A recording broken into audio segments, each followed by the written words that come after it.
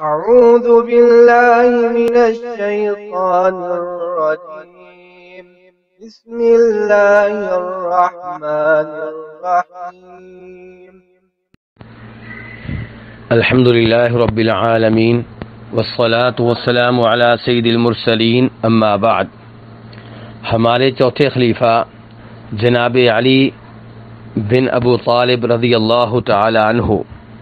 نبی علیہ الصلاۃ والسلام کے صحابہ کرام میں سے ایک عظیم صحابی ہیں، جنہوں نے آپ کے ساتھ بہت سے غزوات میں حصہ لیا، بہت سے مشکل مقامات پہ نبی علیہ الصلاۃ والسلام کا ساتھ دیا، اور نبی علیہ الصلاۃ والسلام نے بہت سی احادیث میں آپ کی فضیلت بیان فرمائی ہے۔ ان میں سے ایک حدیث وہ ہے جسے امام مسلم رحمہ اللہ روایت کرتے ہیں کہ جناب سعد بن ابی وقاص رضی اللہ عنہ فرماتے ہیں کہ نبی صلی اللہ علیہ وسلم جب غزوہ تبوک کے لیے گئے تو آپ نے جناب علی رضی اللہ عنہ کو اپنا نائب بنا کر مدینہ میں چھوڑ دیا۔ تو جناب علی رضی اللہ عنہ فرمانے لگے، اللہ کے رسول، آپ مجھے عورتوں اور بچوں میں چھوڑ کر جا رہے ہیں، یعنی کہ جناب علی یہ چاہتے تھے کہ مجھے بھی جہاد کا موقع ملے، میں بھی تبوک جاؤں، میں بھی اللہ کے دشمنوں سے لڑوں، لیکن نبی علیہ الصلوۃ والسلام نے انہیں مدینہ میں رہنے کا حکم دیا اور مدینہ میں انہیں اپنا جانشین مقرر کیا، اپنا نائب مقرر کیا۔ تو جناب علی رضی اللہ عنہ فرمانے لگے کہ آپ مجھے عورتوں اور بچوں میں چھوڑ کر جا رہے ہیں۔ تو نبی صلی اللہ علیہ وسلم نے فرمایا، کیا تم اس بات پہ راضی نہیں ہو کہ تمہارا میرے ساتھ وہی مقام و مرتبہ ہے جو موسیٰ علیہ السلام کے ساتھ ہارون علیہ السلام کا تھا، مگر فرق یہ ہے کہ میرے بعد کوئی نبی نہیں۔ تو اس سے پتہ چلا کہ جناب علی رضی اللہ عنہ کی شان کتنی بلند ہے، ان کا مقام و مرتبہ کتنا بلند ہے۔ یہاں پہ یہ بات ذہن میں رہے کہ جناب ہارون بھی نبی تھے، موسیٰ علیہ السلام بھی نبی تھے۔ تو نبی علیہ السلام نے وضاحت کی، تمہارا میرے ہاں وہی مقام ہے جو جناب ہارون کا تھا، لیکن یہ فرق ہے کہ جناب ہارون نبی تھے اور تم نبی نہیں ہو۔ یہاں پہ ایک اور بات بھی ذہن میں رکھی جائے کہ کئی لوگ اس حدیث کو لے کر یہ سمجھتے ہیں کہ نبی علیہ الصلوۃ والسلام کے بعد جناب علی رضی اللہ عنہ کا حق تھا کہ انہیں حکمران بنایا جاتا، خلیفہ مقرر کیا جاتا، لیکن یہ بات درست نہیں ہے، کیونکہ جناب ہارون جناب موسیٰ علیہ السلام کی زندگی میں ان کے خلیفہ بنے ہیں، ان کے نائب بنے ہیں، ان کے فوت ہونے کے بعد ان کے نائب نہیں بنے، کیونکہ جناب ہارون علیہ السلام جناب موسیٰ علیہ السلام کی زندگی میں ہی فوت ہو گئے تھے۔ تو اس لیے اس حدیث سے یہ مسئلہ اخذ کرنا کہ جیسے ہارون علیہ السلام موسیٰ علیہ السلام کے جانشین بنے، ایسے ہی جناب علی نبی علیہ السلام کے فوت ہو جانے کے بعد آپ کی خلافت کے حقدار تھے، یہ نتیجہ، یہ مسئلہ اخذ کرنا درست نہیں ہے۔ لیکن اس سے بہرحال جناب علی رضی اللہ عنہ کی بہت زیادہ شان معلوم ہوتی ہے۔ ایسے ہی ان کی شان میں ایک اور حدیث ہے، وہ ذہن میں رکھنی چاہیے، اسے بھی روایت کرنے والے جناب سعد بن ابی وقاص رضی اللہ تعالی عنہ ہیں کہ جب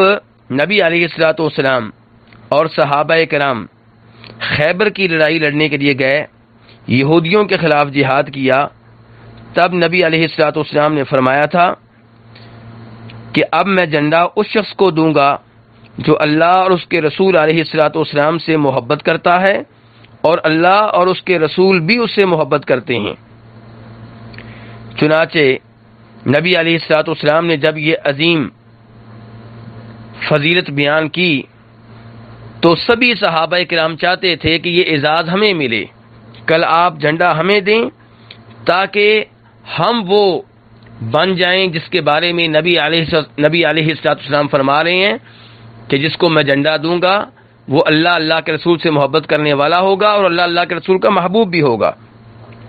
لیکن نبی علیہ الصلوۃ والسلام نے جھنڈا کس کو دیا؟ جناب علی رضی اللہ تعالیٰ عنہ کو۔ چنانچہ آپ نے کہا کہ علی کو بلاؤ، تو انہیں لایا گیا، تو ان کی آنکھوں میں کوئی مسئلہ تھا، تو آپ نے ان کی آنکھوں میں اپنا لعاب ڈالا اور جھنڈا ان کے حوالے کیا تو اللہ تبارک و تعالیٰ نے جناب علی رضی اللہ عنہ کے ہاتھ پہ مسلمانوں کو فتح دی۔ تو یہ بھی بہت عظیم حدیث ہے، اس سے بھی پتہ چلتا ہے کہ جناب علی رضی اللہ عنہ کا کیا مقام ہے اور ان کی کتنی بڑی فضیلت ہے۔ ایسے ہی نبی علیہ الصلوۃ والسلام نے فرمایا تھا من کنت مولاہ فعلی مولا۔ اس حدیث کو امام ترمذی نے روایت کیا ہے اور شیخ البانی نے صحیح قرار دیا ہے، جس کا مطلب یہ ہے کہ جس کا میں دوست ہوں علی بھی اس کے دوست ہیں، یعنی کہ جو مجھے دوست رکھتا ہے، مجھ سے محبت کرتا ہے، وہ میرے علی سے بھی محبت کرے اور ان کا بھی مددگار ہو اور ان کی بھی نصرت کرے۔ تو یہ تمام احادیث کا خلاصہ یہ ہے کہ جناب علی رضی اللہ تعالیٰ عنہ بہت ہی عظیم صحابی ہیں اور ان سے محبت کرنی چاہیے، بلکہ خود جناب علی فرماتے ہیں، مسلم شریف کی حدیث ہے کہ نبی علیہ الصلوۃ والسلام نے کہا تھا کہ علی تجھ سے محبت کرنے والا مومن ہوگا اور تجھ سے بغض و عداوت رکھنے والا منافق ہوگا۔ تو اس لیے سچے دل سے جناب علی رضی اللہ عنہ سے محبت کرنی چاہیے، لیکن یہ بات ذہن میں رہے ان سے محبت کا مطلب یہ نہیں ہے کہ انہیں رب کہا جائے، مشکل کشا کہا جائے، حاجت روا کہا جائے، مختار کل کہا جائے، یا ان کے فوت ہونے کے بعد مشکل اوقات میں انہیں پکارا جائے۔